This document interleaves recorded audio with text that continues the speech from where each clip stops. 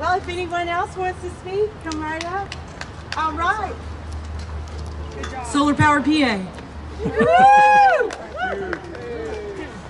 Hi, my name is Dee Fletcher and I'm from Sherwood, Arkansas. And I came here today because I also have native blood in me. A lot of people think that's kind of strange when they see me because I don't look like an Indian or whatever, but I do have native blood.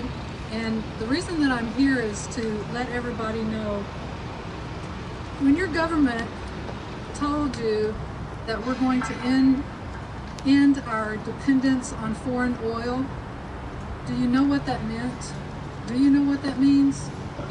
What it means is that they are going to drill, frack, put in these pipelines all over the United States and ruin our precious water resources, soil our land, hurt our wildlife to get that oil money.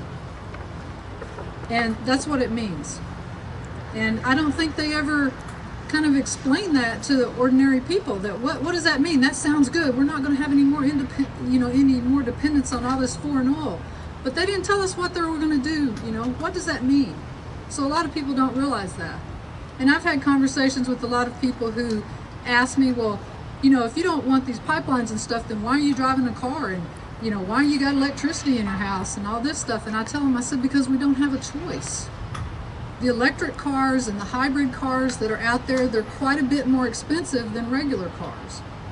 And this morning I was speaking with a lady and giving her my point of view, and she said, well, you use electricity, don't you? And I said, well, you do too. And she said, yeah. And I said, okay, when you went to get the electricity turned on in your house, did they ask you, do you want regular electric, solar electric, wind electric, hydroelectric? No. They didn't ask you that. You just get what they give you.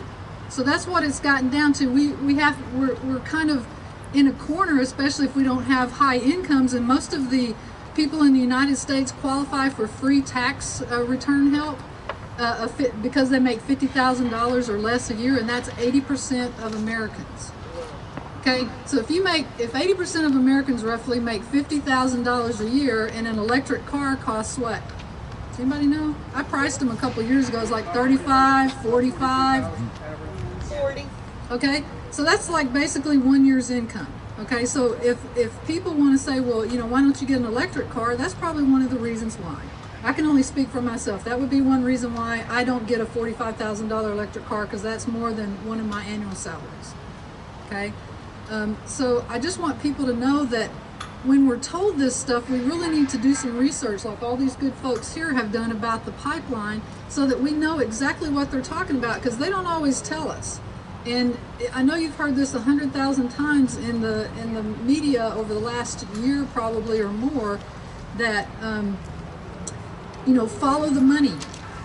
Okay, if we talk to our representatives and ask them their stance on this, and they don't have any comment, or they're not going to back it, or whatever, all you have to do is go and see, who's giving them some money, who's giving them some campaign money and stuff, and you would probably be very surprised or shocked to see that a lot of that comes from oil companies and or the banks that finance them. So this is not some arbitrary thing, okay, that's just happening to Arkansas. It's happening in Standing Rock. It's happened to the native peoples up in the north, the northeast, the northwest. It's happening all over the place. So I just want to say that Arkansas stands with Standing Rock. We do not want the Dakota Access Pipeline, and we also, Arkansans, should all stand with the rest of us Arkansans and stop the Diamond Pipeline. We do not need it. We need a clean Arkansas that we can live in, and the native belief is that we should protect our earth and do whatever we can do to make sure that it is sustainable, livable for 7 generations. Okay, 7 generations, not just our generation. We don't need this greed and stuff to, right now, at the rate we're going, we'd be lucky if we'll have 2 generations left.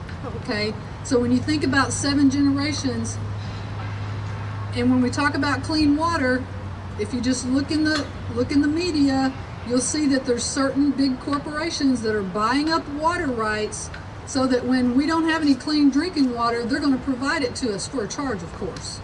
Okay, so this is not some kind of coincidence. Okay, it's all interrelated, it's all interconnected, and please, please, I'm begging you, as an Okranzan, as an American, put any other differences you have aside for these things. We need to save our water. Together we stand, divided we fall. Thank you very much.